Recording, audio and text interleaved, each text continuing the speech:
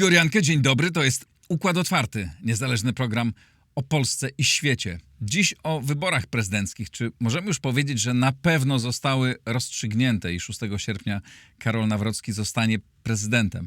Czy zastrzeżenia, protesty zgłaszane były zasadne i co znaczy całe to zamieszanie wokół liczenia głosów i zatwierdzania ich ostatecznego wyniku? O tym za chwilę porozmawiam z moim gościem. Chciałbym tylko przypomnieć, że trwa konkurs dla słuchaczy, widzów Układu Otwartego. 10 miejsc w Szkole Przywództwa jest dla Państwa. Możecie się zgłosić pod adresem mailowym, który znajdziecie pod nagraniem. Tam też strona internetowa szkoły. Warunkiem wstępnym jest napisanie krótkiego tekstu na temat 3 spraw, takich strategicznych dla Polski, które powinny połączyć nowego prezydenta i rząd. Jakie są takie sprawy, w których państwo uważacie, że te 2 organy władzy pochodzące z różnych obozów politycznych powinny się zgodzić, co jest bardzo ważne dla Polski? Przyślijcie, a teraz zapraszam na rozmowę. A oto mecenasi Układu Otwartego. Oanda TMS Brokers, dom maklerski oferujący możliwość inwestycji w instrumenty z całego świata, w tym fundusze ETF, a także oprocentowanie wolnych środków na rachunku. Kliknij link w opisie. Rosnące koszty IT hamują rozwój Twojej firmy? Z AMZO obniżysz wydatki nawet o 70%, wybierając polizingowy sprzęt IT sprawdzony, wydajny i gotowy do pracy. Kliknij link w opisie i pobierz specjalną ofertę dla firmy.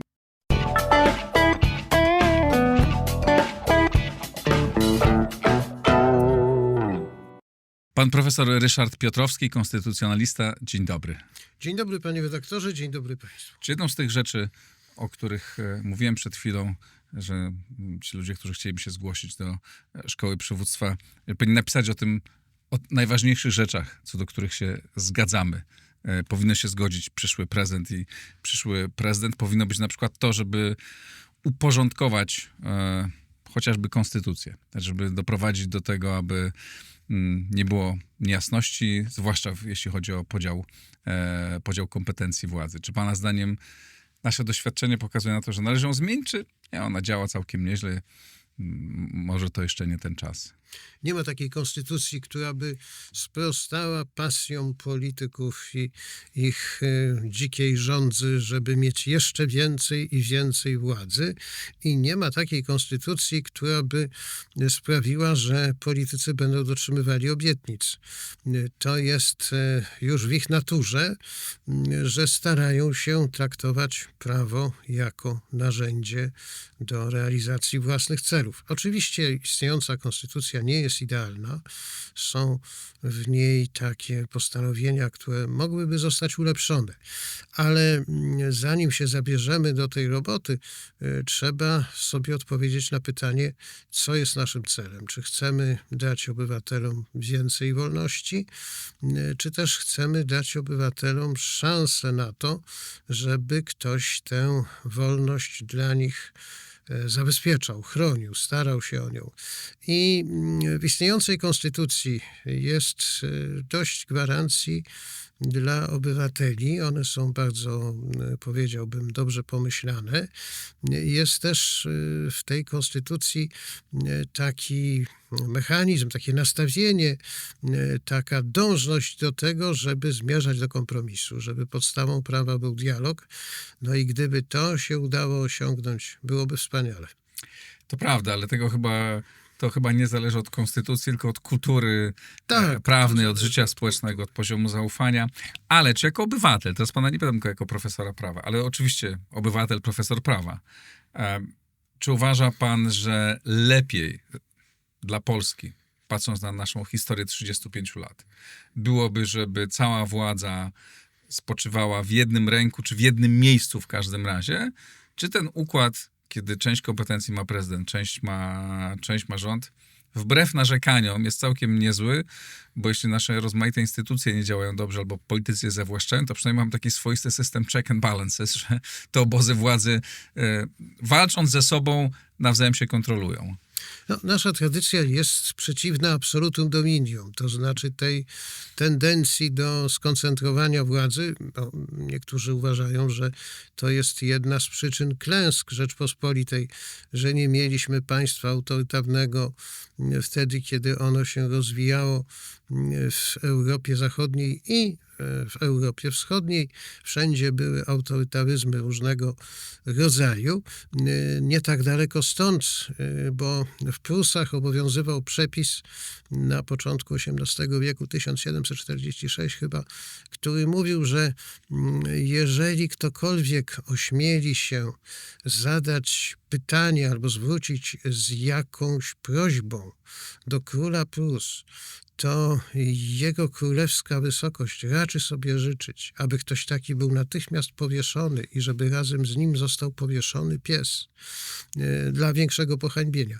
Myśmy nie mieli takiej tradycji, przeciwnie. No i gdyby sięgnąć do tych, powiedziałbym, dobrych czasów jagiellońskich, na przykład do tradycji nihil de nobis sine nobis, to władza autorytarna, czy władza skoncentrowana nie jest tym, co jest nam potrzebne. Ale w niektórych Ale władza skoncentrowana i władza autorytarna, no to nie jest ze sobą tożsame. No, nie każda władza skoncentrowana jest autorytarna. Mamy systemy, mamy państwa, które są demokracją, nikt tego nie podważa, w których władza jest jednak skoncentrowana w jednym miejscu. Ale obowiązuje zasada podziału i równowagi.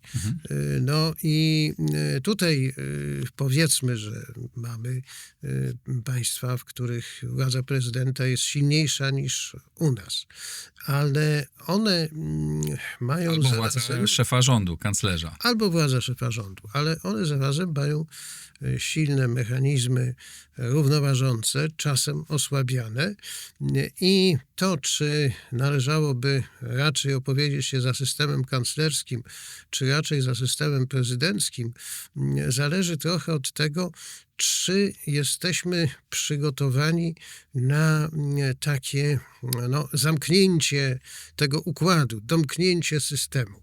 Wydaje się, że nie. Sądząc z wyników wyborów prezydenckich, który mamy świeżo w pamięci, takie skoncentrowanie władzy byłoby dla nas trochę kłopotliwe, zwłaszcza, że już tego doświadczyliśmy w poprzednim okresie, to znaczy po roku 2015 mieliśmy taki sezon polityczny, w którym władza była skoncentrowana w ręku przywódcy partii.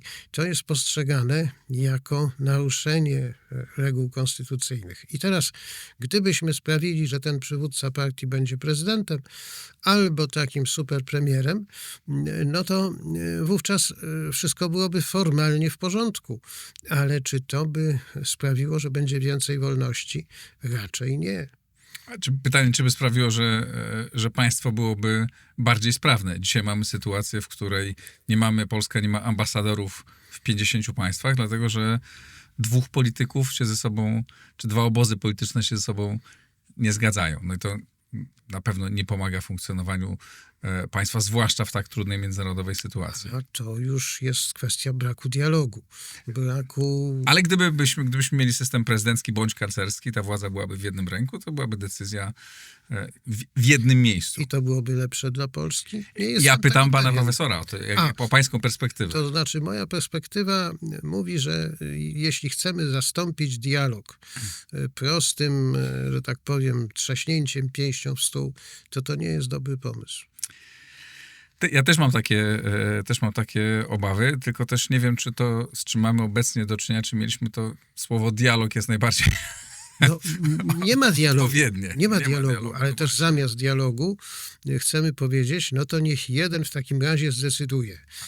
No i praktyka tego rodzaju niekoniecznie może być użyteczna, bo co dalej? Ten jeden zdecyduje, ale co dalej z pracą tych ambasadorów i z zdolnością do reprezentowania czegoś więcej niż tylko interesy tego jednego.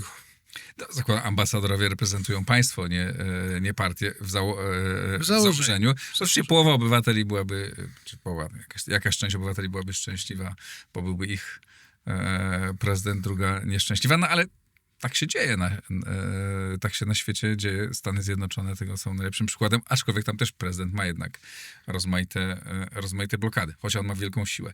Zanim porozmawiamy o sile prezydenta, bo też mnie ciekawi pańska opinia na ten temat, to najpierw zapytam, czy my już będziemy mieć prezydenta 6 sierpnia, to już jest pewne, czy teoretycznie może to nie mówię o wypadkach jakichś nieszczęśliwych, dramatycznych, tylko czy w wyniku jakiejś decyzji ten proces może być jeszcze zablokowany?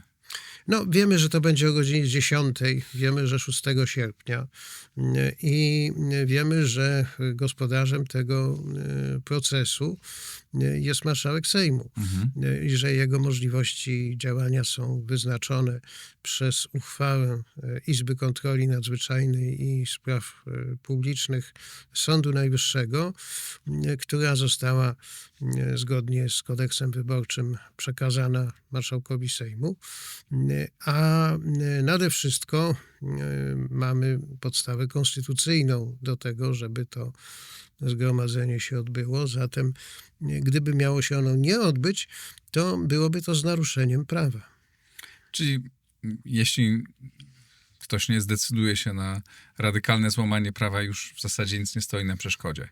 A czy pańskim zdaniem te wszystkie zastrzeżenia, te protesty, te wątpliwości, one miały swoje podstawy? Czy decyzja Sądu Najwyższego jest taka, jaka pańskim zdaniem być powinna? Tak, jest taka, jaka być powinna i Sąd Najwyższy to bardzo trafnie uzasadnił. Po pierwsze stwierdził, że jest sądem. Po drugie, powiedział, że owszem, wątpliwości są, nawet wątpliwości uzasadnione, ale one nie zmieniają w świetle ustaleń poczynionych także przez Państwową Komisję Wyborczą oraz przez ekspertów od anomalii statystycznych, one nie zmieniają tej sytuacji, jaką mamy, to znaczy takiej, że ktoś wygrał, a ktoś przegrał. I teraz jeżeli ja, załóżmy, głosowałem na pana Rafała Trzaskowskiego i on nie wygrał, no to ja mam takie wrażenie, że to niemożliwe. On musiał wygrać, źle policzono. Ale jeżeli ja głosowałem na pana Nawrockiego, To oczywiście dobrze policzał. a nie, bo on powinien więcej wygrać, moim zdaniem. Proszę policzyć jeszcze raz. I po pierwsze... Nigdy... Tak się panu wydaje. Tak mi się wydaje. I ja w związku z tym jestem smutny, jestem bardzo niespokojny i proszę... Może pan napisać list. No tak, list, ale i protest. I proszę uprzejmie, żeby tym się zechciał smutkiem. Sąd Najwyższy zająć. To może raczej jest inny zawód, który się zajmuje. Tak? Niekoniecznie. Są terapeuci. Tutaj mówiliśmy nastrojów. Mówiliśmy o Stanach Zjednoczonych. Tam prezydent George W. Bush został prezydentem, ponieważ przeliczano na Florydzie. I jak okazywało się w wyniku tych przeliczeń, że jednak przewagę mają elektorzy Gore'a, to wtedy przylatywali aktywiści z Waszyngtonu i mówili: przeliczajcie, no kochani, jeszcze raz. I oni znowu przeliczali. I okazywało się, że jednak elektorzy Busha. I po takich dłuższych przeliczeniach w tych komisjach, prawda, obwodowych, lokalnych, w końcu Sąd Najwyższy zdecydował głosem jednego sędziego, bo stosunek głosów był 5-4, 5 republikańskich, 4 demokratycznych, że dość tych przeliczeń. Ale zdecydował w momencie, kiedy przewagę mieli elektorzy Busha. I w ten sposób Bush został prezydentem ze wszystkimi smutnymi dla nas konsekwencjami takiej decyzji jednego sędziego. W związku z tym przeliczenia... Lub wesołymi. No, to były smutne konsekwencje. 40 paru Polaków zginęło w Iraku, wielu rannych, zbrodnia agresji, której dopuściły się Stany Zjednoczone. To nie podlega wątpliwości, bo argument był fałszywy. Oszukano, Colin Powell oszukał świadomie z polecenia prezydenta, oszukał Radę Bezpieczeństwa, no ale oszukał świat. Ale oczywiście nic z tego nie wynika, poza tym, że mamy uchodźców. Będziemy mieli uchodźców. To jest konsekwencja głosu tego jednego sędziego.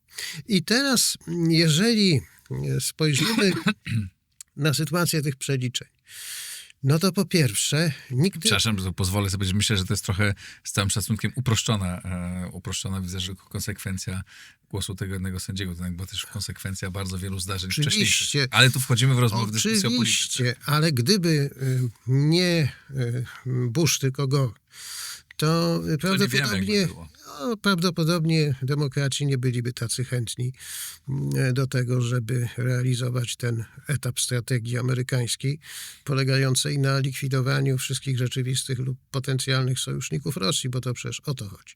Ale powstrzymując się od tego wszechzwiązku zjawisk, bo to jednak tak jest, trzeba patrzeć na rzeczywistość nie tak, jak to nam mówią aktualne media dominujący, prawda, w danym momencie, tylko szukać tych związków. Oczywiście można się pomylić, ale są, jeśli chodzi akurat o tę kwestię, liczne, powiedziałbym, publikacje, jest stanowisko American Civil Liberties Union dotyczące tamtych wyborów i tak dalej, ale nie wchodźmy w to tak szczegółowo. Natomiast nasza sytuacja. Tak. No po pierwsze, nigdy nie osiągniemy takiego stanu, w którym wszyscy będą zadowoleni z takiego wyniku wyborów, który jest bardzo różnicujący. Po drugie, w tych przeliczeniach przecież będziemy mieli do czynienia z głosami, które znajdują się poza zasięgiem obwodowych komisji wyborczych. I zawsze będzie można mieć wrażenie, że tam ktoś skorygował. Ktoś tam w nocy przyszedł, te przecież bardzo wątłe zabezpieczenia zdjął i poprawił rezultat. To więc, żeby w ten sposób drogą tych przeliczeń osiągnąć jakąś wiarygodność, jest nader wątpliwe. No i teraz, co najciekawsze, mianowicie podstawy prawne. Nie ma do tego podstaw prawnych. I teraz, co jest jeszcze bardziej ciekawe, to mianowicie, że jeśli byśmy przyjęli, że nie stwierdzamy ważności wyniku wyborów, to po 30 dniach nie ma wyniku wyborów. Wedle części doktryny Sąd Najwyższy traci prawo do stwierdzania ważności wyborów i muszą się odbyć ponowne wybory. Wedle części doktryny nie. I teraz to zależy, no jak mamy taką sytuację, w której prawda, wcześniejsze postanowienie Sądu Najwyższego mówi, że 30 dni i koniec. I mamy profesorów, którzy mówią tak, 30 dni i koniec. I mamy profesorów, którzy mówią, no nie, to nie koniec. No to wtedy czym się kierować? No tym, co jest napisane w ustawie, 30 dni i koniec. I nie ma już prezydenta elekta w ogóle, bo zgodnie z przepisami wtedy Państwowa Komisja Wyborcza to stwierdza i marszałek Sejmu zarządza nowe wybory w ciągu 60 dni. Ma 2 tygodnie na podjęcie tej decyzji. 60 dni, w ciągu tych 60 dni mają się odbyć te wybory. To znaczy, że 6 sierpnia prezydentem zostaje marszałek Sejmu. No i on nam podpisuje to wszystko, co trzeba podpisać, aż do momentu, kiedy zainstaluje się nowego prezydenta w wyniku tych nowych wyborów. Więc niezwykle ważne było to, żeby po pierwsze sprawić, ważne z punktu widzenia obalenia tego rezultatu wyborczego, żeby sprawić, że nie ma komu stwierdzić ważności wyborów. No, ta, powiedziałbym, linia interpretacyjna ciągle się utrzymuje. Ciągle słyszymy, że to są przebierańcy, to nie jest to sąd.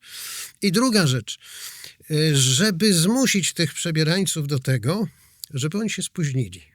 A jak się spóźnią, to hop i koniec. A czy nie ma pan wrażenia, że wielu, również profesorów, wypowiadając się publicznie na ten temat, nie kierowało się analizą przepisów prawa, tylko swoim sentymentem, o którym pan mówił wcześniej, że było im może smutno, że ten wynik był taki. A z pewnością człowiek bardzo poważni profesorowie. Dla mnie, przyznam, to było wstrząsające. Człowiek ma uczucia. Nie, ale to w tym nic...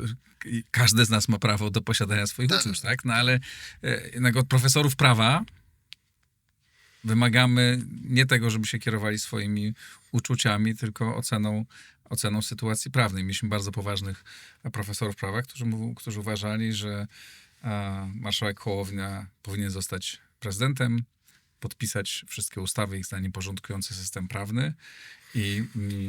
A jednocześnie takich samych wątpliwości nie zgłaszali wcześniej, kiedy były wybory parlamentarne, kiedy ta sama Izba podejmowała tę samą decyzję. Tu dotykamy bardzo ważnej kwestii. Kto decyduje o wyniku wyborów? Wyborcy czy profesorowie? Wyborcy czy sędziowie? Wyborcy czy eksperci od statystyki i eksperci od prawa? Wyborcy czy specjaliści od urabiania opinii publicznej przy pomocy rozmaitych przedsięwzięć medialnych i przy pomocy budzenia takiego uczucia, ach, biedny wyborca, on nie wie. No ja nie wiem. No ale nie wiem naprawdę, czy mój głos policzono dobrze. Mam te wątpliwości, ale protestu oczywiście nie wnosiłem, ponieważ do głowy mi to nie przyszło. No ale żeby myśleć, prawda, że tym ludziom z tej komisji obwodowej nie należy ufać. Niewątpliwie były sytuacje, w których wyborcy mogli mieć przekonanie, nawet sami przewodniczący tych komisji obwodowych mieli to przekonanie, że robota została spaprana. I to w uchwale Sądu Najwyższego stwierdzającej ważność wyborów zostało podkreślone. Tak. Ale też w tej uchwale, w konkluzji, w finale powiedziano, wiemy, kto ma więcej. Ile więcej, tego dokładnie nie wiadomo. Ile więcej, ale więcej. I teraz... Aczkolwiek powinniśmy wiedzieć dokładnie, nie? Ile więcej. Oczywiście, ale tego nigdy nie będziemy wiedzieć dokładnie. Bo to by oznaczało, że trzeba uchylić to domniemanie, którym ja się kierowałem, że komisja obwodowa moja nie spaprała, nie przypisała mojego głosu, a może przypisała, ja tego nie wiem. Musiałbym obejrzeć wszystkie te głosy i też dalej bym nie wiedział, dlatego że przecież te głosy są anonimowe. I w związku z tym ja mogę cały czas mieć wrażenie, że jednak w tej obwodowej komisji, ja nie wiem, kto w mojej obwodowej komisji wygrał, mnie to nigdy nie interesowało, ale nigdy nie będę miał pewności, że jednak być może ten mój kandydat powinien mieć jeden głos więcej, a ten jeden głos został mój zabrany mi i ja w związku z tym przeżywam niepokój. I teraz jeśli przyjmiemy, że tych wątpliwości było powiedzmy 50 kilka tysięcy, a z drugiej strony jest cirka tych 20 milionów, którzy wątpliwości nie wyrazili. I czy w związku z tym możemy powiedzieć, że ze względu na wątpliwości tych 55 czy 60 tysięcy wyborców mamy odebrać prawo do wyboru prezydenta tym 20 milionom i powiedzieć im, szanowni państwo, z uwagi na te okoliczności Sąd Najwyższy stracił prawo do stwierdzania ważności i jeszcze raz.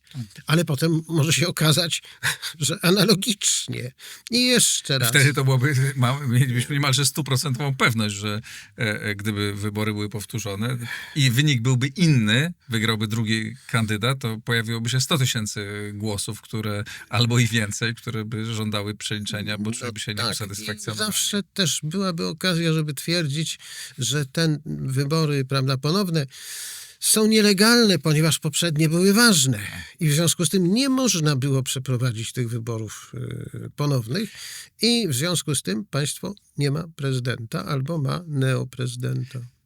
Blisko Studio. Realizacja nagrań studyjnych i filmów. Sprawdź naszą ofertę na bliskostudio.pl. No i to, znaczy ta w ogóle, nie uważam, że ta sytuacja jest bardzo, bardzo niedobra dla państwa, no bo w ogóle mamy kłopot w Polsce z zaufaniem do instytucji, prawda? Jeden z najniższych poziomów w ogóle zaufania jakiego publicznego w Europie. Obywatele nie oceniają zbyt wysoko sprawności, zwłaszcza aparatu sądowniczego, prawda? Od lat jest tych zastrzeżeń jest bardzo wiele przy różnych władzach. No i jeszcze taką rzeczą, która była właściwie nietknięta, której nikt którą ludzie szanowali. To były właśnie wyniki wyborów. Nie? Właśnie każdorazowo, no były protesty w 1995 roku, prawda, kiedy wybierano Aleksandra Kwaśniewskiego, ale też potem jakby wszyscy to zaakceptowali. Ten wynik, może wtedy tych głosów protestu było znacznie więcej.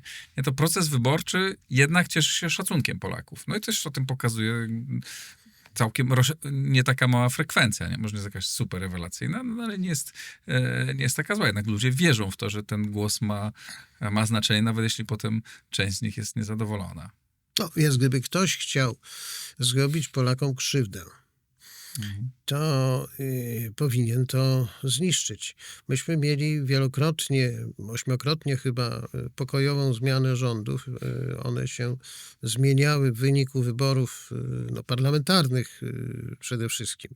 Mieliśmy również pokojową zmianę na urzędzie prezydenta i to stanowiło o sile państwa. To był czynnik budujący suwerenność państwa. Ale gdyby ktoś chciał Polakom tę suwerenność odebrać, a w każdym razie powiedzieć, no niestety nie jesteście w stanie tych procedur tak przeprowadzić, żeby one były niewątpliwe. Nie macie Trybunału Konstytucyjnego. Wasz rząd stwierdza, że wasz Sąd Najwyższy jest w ogóle daleki od tego, co rząd jest w stanie zaakceptować.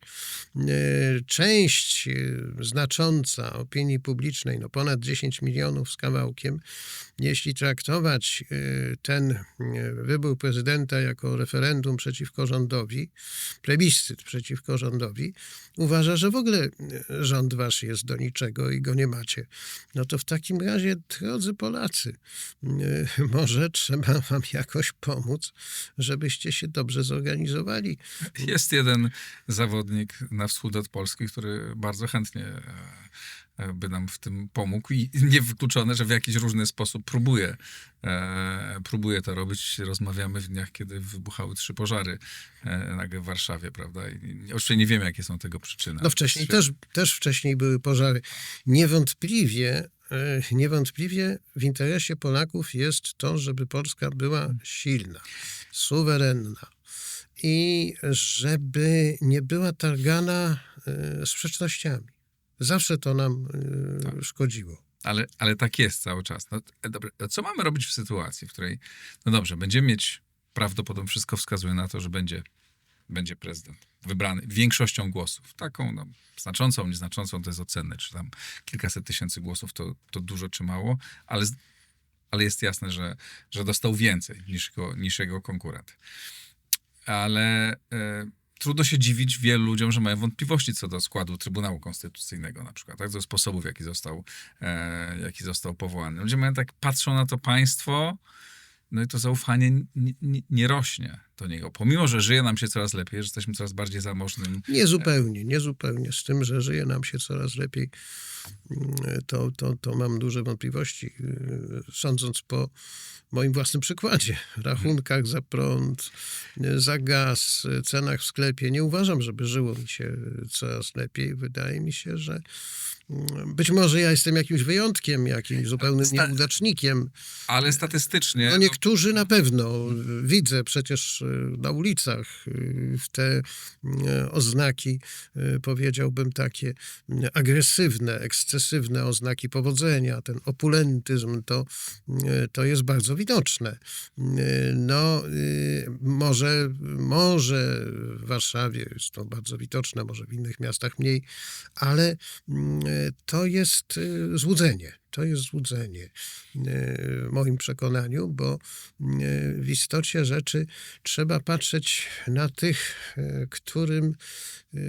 którym żyje się tak poniżej średniej, a tych jest jednak bardzo wielu. Na pewno jest bardzo wielu. To nigdy nie można niczego generalizować, tak?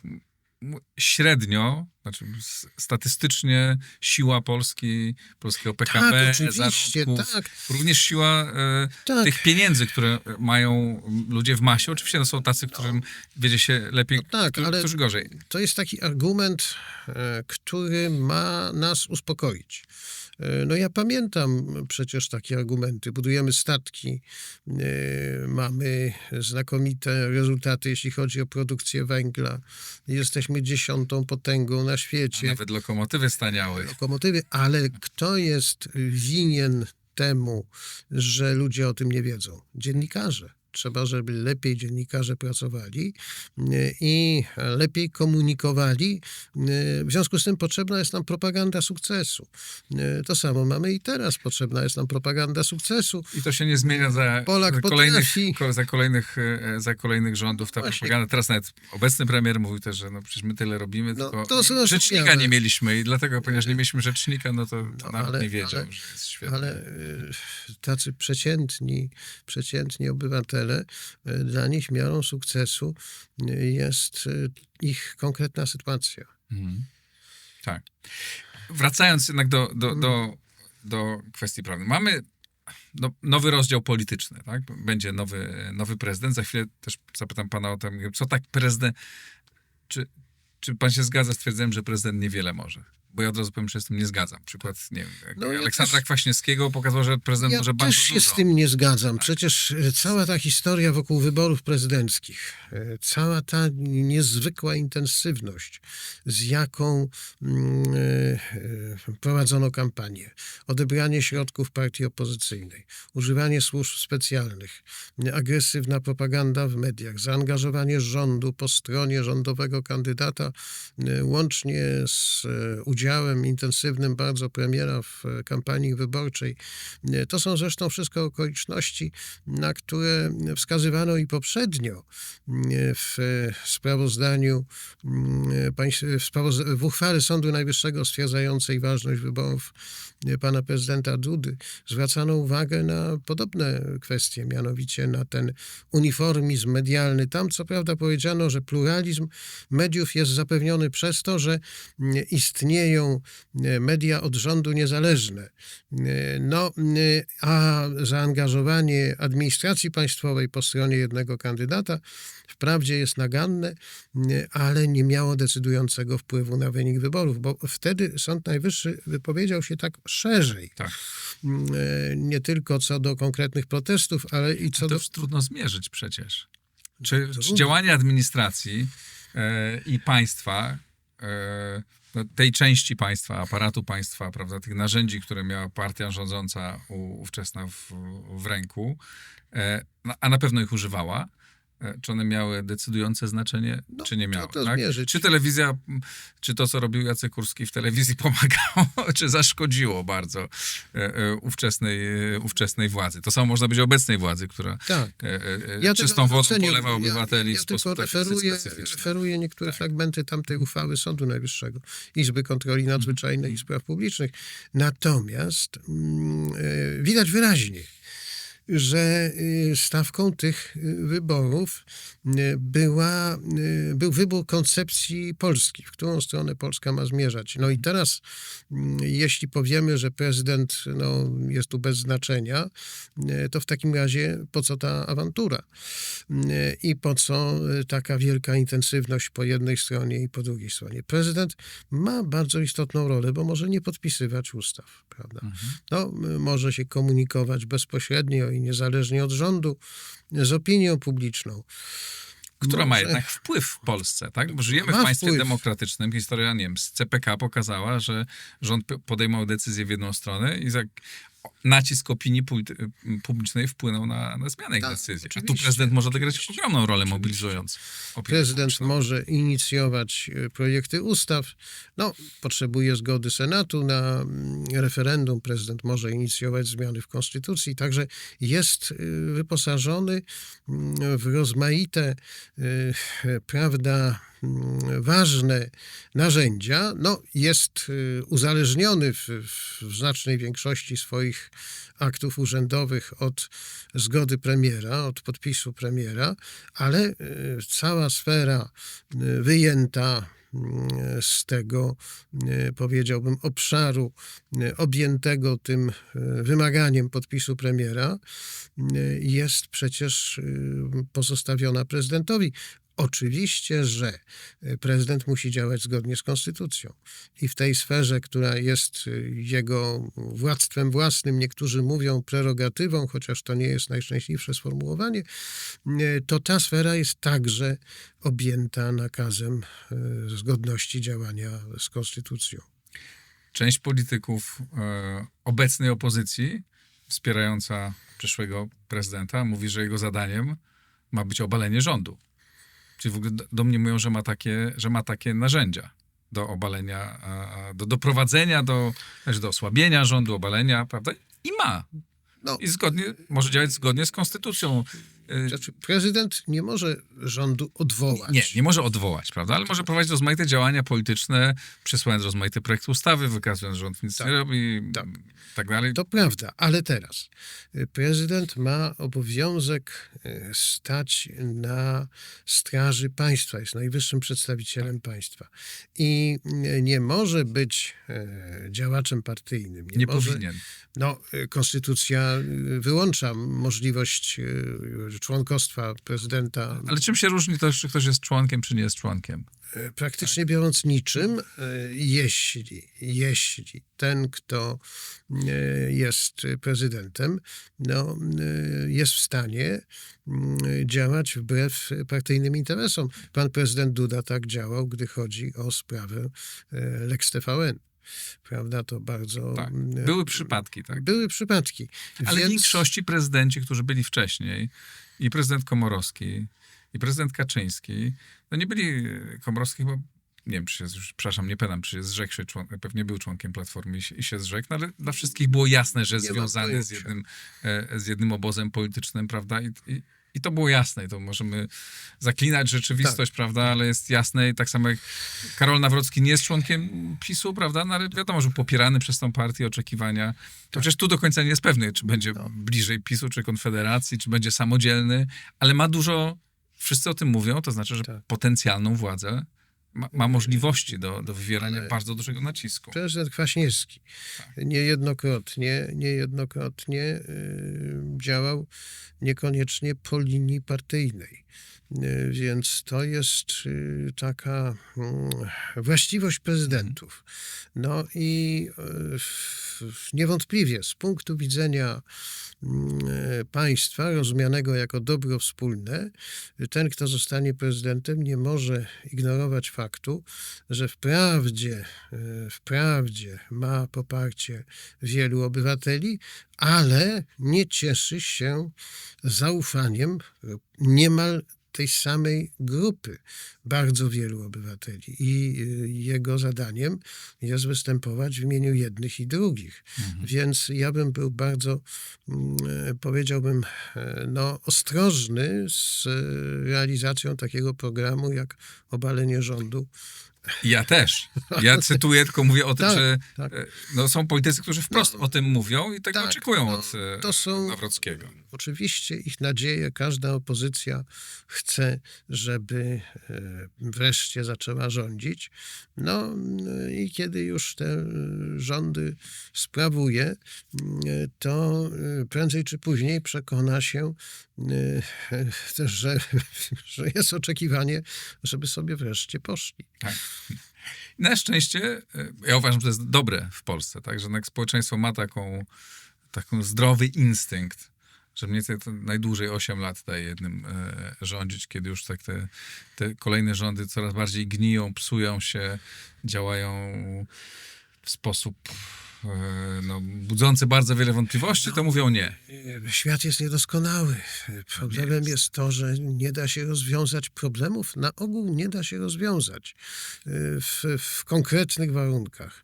W związku z tym można wykazać się starannością w rozwiązywaniu problemów i jeszcze większą starannością w nietworzeniu nowych. To jest niezwykle ważne. Ale nie jest to cechą wszystkich polityków. Nie, dlatego że oni są biedni, ponieważ za ich sukcesem stoi większa grupa ludzi, którzy mają swoje oczekiwania. No i to już od zawsze, odkąd istnieje demokracja, to zawsze było tak, że partie polityczne tworzyły konflikty, powodowały wojny. To pięknie opisuje Tukidydes w wojnie peloponeskiej. Ja bardzo lubię odwoływać się do tego przykładu. On tam powiada, że dopóki natura ludzka pozostanie niezmienna, to istnienie partii politycznych będzie źródłem wielu nieszczęść. No ale nie ma póki co innej formuły. W związku z tym potrzebne są te wszystkie mechanizmy, które by przynajmniej jakoś skłaniały partie polityczne do trzymania się reguł prawa. Co możemy zrobić teraz? Co pańskim zdaniem realnie mógłby zrobić przyszły prezydent? Czy co powinien zrobić przyszły prezydent? Oczywiście w sferze, w życiu idealnym, w porozumieniu z rządem, żeby uporządkować to, co mamy. Żeby jakieś, nie wiem, kiedy przyjdzie kolejna runda wyborów, to żeby nikt nie kwestionował, nie mówiono o neosędziach, nie mówiono o Trybunale Konstytucyjnym, który jest nieważny. Czy widzi pan takie realne narzędzia, realne sposoby na uporządkowanie tej sytuacji? Prezydent nie powinien porzucać swoich wyborców. To jest zupełnie oczywiste. I jak już wspomniałem, powinien także pamiętać o tych, którzy na niego nie głosowali. Prezydent elekt zapowiadał, że zajmie się sprawami wymiaru sprawiedliwości i że zaproponuje, jeśli dobrze pamiętam, jakieś rozwiązania konkretne, a jeśli one nie spotkają się z akceptacją, rozumiem, z akceptacją zainteresowanych, czyli sędziów, z akceptacją rządu, z akceptacją społeczną, w jakimś sensie, to zamierza zaproponować referendum w tej sprawie. To nie będzie takie proste. W ogóle życie prezydenta po zaprzysiężeniu nie będzie takie proste, ponieważ jest wiele potężnych sił, które będą się starały wykazać, że on jest niezdolny do działania i że może byłoby dobrze, żeby jak najprędzej zrezygnował ze swego urzędu. To da się... Bo być może jest neoprezydentem. No, to oczywiście też, ale jest nie tylko ale jeszcze do tego nieskuteczny. To da się zrobić. Jeśli, prawda, są ludzie, którzy mają wolny czas i motywację, to mogą rozmaite mechanizmy blokujące wymyślać. Choćby to referendum w sprawie wymiaru sprawiedliwości. Nie sądzę też, żeby to był najszczęśliwszy pomysł, bo o co pytać obywateli? O to, czy chcą, żeby sędziowie lepiej sądzili. Na pewno chcą, ale... Czy chcą, żeby byli sprawiedliwi? Też na pewno chcą. Zwłaszcza, że przecież w różnych badaniach wychodzi, że w poczuciu obywateli sędziowie są niesprawiedliwi i zawsze, to tak jak z tymi protestami wyborczymi, zawsze ten, kto przegrał, kiedy wychodzi z sądu, nie mówi, co za szczęście, co za radość, sprawiedliwości stało się zadość. Dostałem 5 lat, mogłem dostać 10, a dostałem 5. Jaka to jest przyjemność? Tylko mówi, to jest oczywiście... Bo nie mówi, sprawiedliwie, należało mi się. Należało mi się, tak, ale to jest wykluczone. I tak samo ten, kto głosował na przegranego kandydata, mówi, nie, to niemożliwe. Tu jest jakiś w tym, prawda, albo błąd, albo oszustwo. Więc to nie będzie takie proste z wymiarem sprawiedliwości. Dobrze, ale co można i co powinien zrobić, pańskim zdaniem, prezydent? Przede wszystkim, jak wspomniałem, te obietnice wyborcze, to znaczy sprawa imigrantów, sprawa Zielonego Ładu, to nie może pozostać, że tak powiem, poza horyzontem działania prezydenta. I tam nawet pewne konkretne obietnice, jak się wydaje, prezydent składał, jeśli chodzi o te choroby rzadkie, czy o pomoc dla tych, którzy są dotknięci tymi chorobami. I że tutaj jest cała sfera społeczna, którą prezydent powinien się zająć. No i cała sfera bezpieczeństwa, jeśli chodzi o sprawy przygotowania armii. No, jeden z kandydatów na prezydenta mówił, że żołnierze sami kupują sobie buty. Nie doczekałem się zaprzeczenia. Pytałem nawet przy pewnej okazji jednego z poważnych generałów, co z tymi butami. A on mi powiedział, proszę pana, ja się nie zajmuję butami. No, Generałem. i Nie od butów. no właśnie. I w związku z tym myślę, że prezydent jako najwyższy zwierzchnik Sił Zbrojnych powinien przyjrzeć się armii, takiej jaką ona jest. Powinien także przyjrzeć się tym przepisom ustaw, które to jego zwierzchnictwo redukują do minimum, to znaczy czynią go takim zwierzchnikiem malowanym. Tu oczywiście mamy pewien standard konstytucyjny, który w tym obszarze uzależnia prezydenta od rządu. No, powiedzmy, że na czas wojny prezydent powołuje naczelnego dowódcę Sił Zbrojnych i teraz prezydent kieruje obroną wspólnie z Radą Ministrów, a dowodzi ten naczelny dowódca Sił Zbrojnych, który jest powoływany za kontrasygnatą prezesa Rady Ministrów i na wniosek prezesa Rady Ministrów i który jednocześnie podlega prezydentowi. A prezydent tą obroną kieruje wspólnie z Radą Ministrów. No to ja sobie tego nie wyobrażam. Wyobraźmy sobie, że mamy rzeczywiście, co nie daj Boże, wojnę i że jest, prawda, ten naczelny dowódca, oprócz tego jest jeszcze minister obrony narodowej, no i Rada Ministrów i że mamy odmienne koncepcje. Rada Ministrów na przykład stoi na stanowisku, że bronimy się na linii Wisły, a prezydent stoi na stanowisku, że nie, bronimy się na granicy. No i co? Więc to jest wybitnie... To jest poważny problem. To jest dysfunkcjonalne. I teraz być może potrzebna jest zmiana konstytucji, być może nie, bo wszystko zależy od tego, jak będziemy interpretowali. No, Rada Ministrów zapewnia bezpieczeństwo zewnętrzne i wewnętrzne państwa. No, wszystkie sprawy związane z mobilizacją, generalnie rzecz biorąc z wojną, to jest sprawa Rady Ministrów. Słusznie, ale teraz nie należy sprawić, żeby ten mechanizm równowagi i wzajemnego hamowania się osłabiał nasze zdolności na wypadek wojny. Więc albo powiedzmy, prezydent nie ma tu nic do powiedzenia, albo powiedzmy, jednakowoż najwyższy zwierzchnik Sił Zbrojnych w tej sytuacji to naczelny dowódca jest uzależniony od niego, a nie od niego i od rządu. To powinno być, to powinno być bardzo jasne. To też mówią Tak. wojskowi. To jest chyba najbardziej poważny problem, tak naprawdę, którego my na co dzień nie odczuwamy, bo tego nie widzimy, no bo nie ma wojny, No, ale ona, jak wiemy, może być. Część doktryny uważa, że to sformułowanie najwyższy zwierzchnik Sił Zbrojnych nic nie znaczy, a część uważa, że jednak coś znaczy, do czego ja się przychylam, ale ja tu jestem spętany formułami konstytucyjnymi.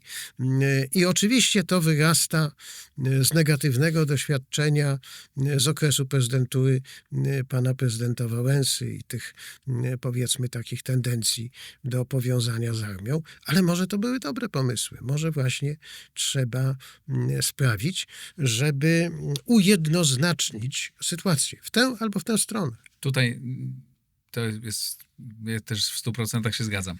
Ale zapytałem tak naprawdę o to, może nie jasno sformułowałem pytanie, co konkretnie powinien zrobić prezydent, aby uporządkować sprawy dotyczące sędziów, Trybunału Konstytucyjnego i tego całego zamieszania, które powstało w ostatnich latach. Powinien zainicjować porozumienie z rządem A jaką powinien złożyć propozycję, pańskim zdaniem realistyczną, która mogłaby być zaakceptowana przez obie strony, zakładając, że jest cień przynajmniej dobrej woli? Takiej propozycji nie ma. Takiej propozycji nie ma, bo ona musiałaby zakładać, że jest ten cień dobrej woli. Ja zawsze uważałem, prawda, jeszcze w styczniu, kiedy się to wszystko zaczęło, prawda, w ubiegłym roku, że potrzebne jest porozumienie. 2 razy uczestniczyłem w takiej imprezie, którą Akademia Nauk organizowała jeszcze przed pandemią. To się nazywał Okrągły Stół na rzecz sądownictwa, czy też Porozumienie na rzecz sądownictwa. I tam byli przedstawiciele rządu również. No i 2 razy debatowaliśmy. Były organizacje sędziowskie i wtedy rząd w żadnej kwestii nie chciał ustąpić.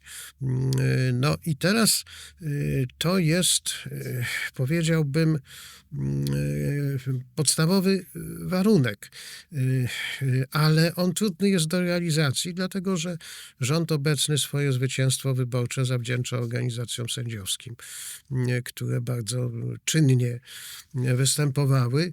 No i w związku z tym trzeba było spełniać, że tak powiem, ten dług zaciągnięty i zgłosić projekty ustaw, moim zdaniem niezgodnych z konstytucją, dzielących tych sędziów na różne kategorie, no, co oczywiście jest nie do realizacji.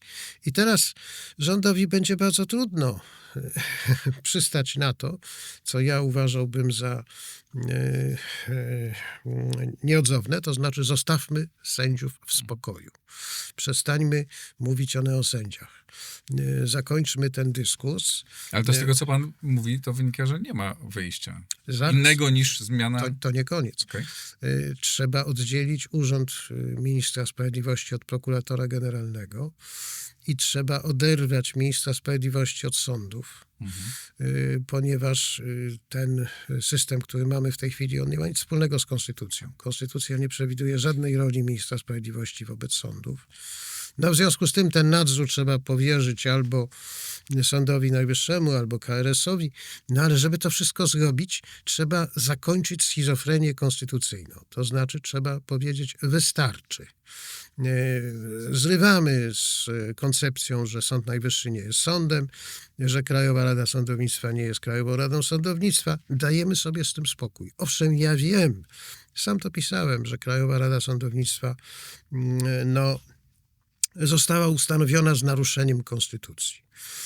Są tacy, którzy mówią, że nie mam racji, dlatego że przecież konstytucja nie rozstrzyga o tym, w jaki to sposób mianowicie będą wybierani członkowie Krajowej Rady Sądownictwa, że będą oni wybierani przez sędziów. Moim zdaniem to z konstytucji wynika, ale zważywszy na te wszystkie okoliczności, trzeba poczekać, aż dobiegną końca kadencje członków KRS-u, trzeba poczekać, aż dobiegną końca kadencje sędziów Trybunału Konstytucyjnego, nie blokować Trybunału, prawda, paraliżując go finansowo.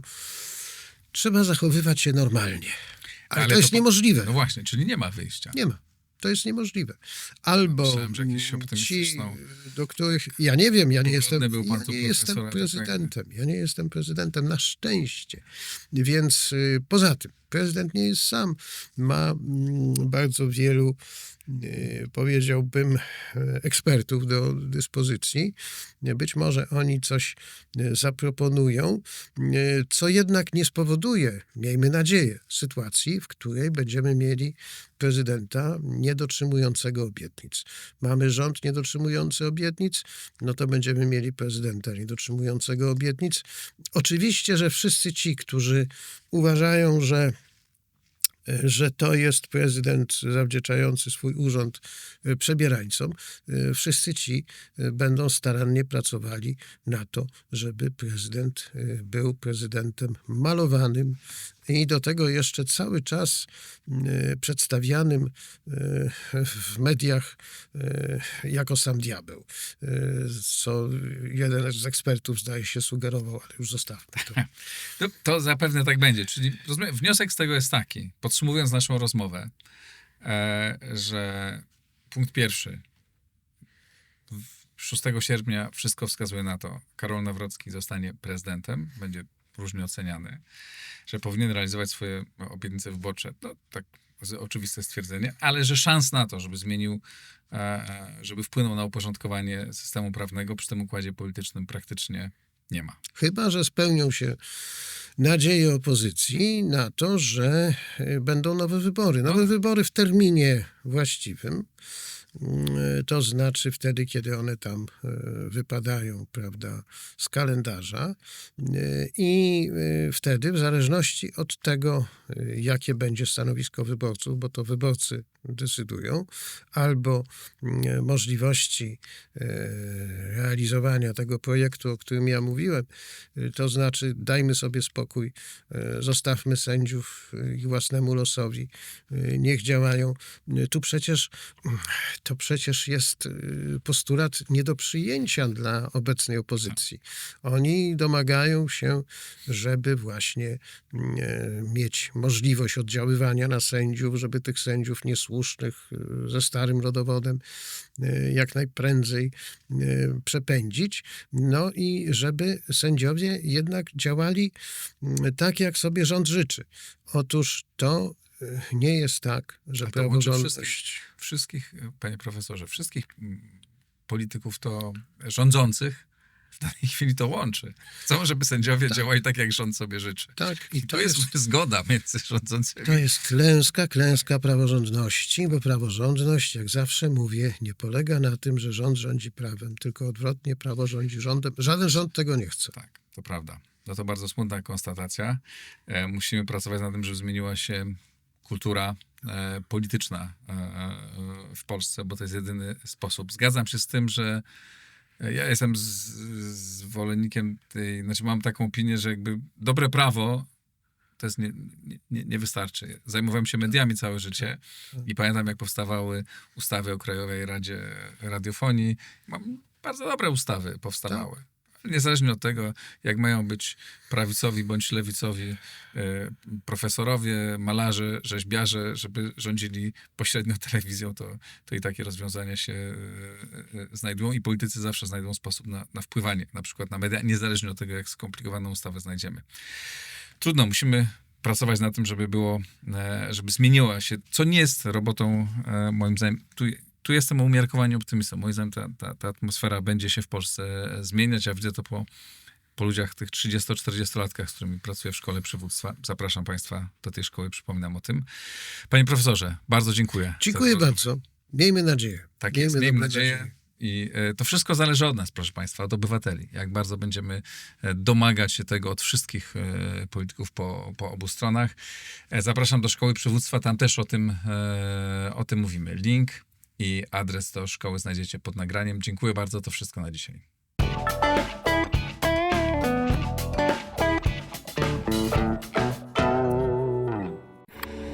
Nagraj to w Blisko.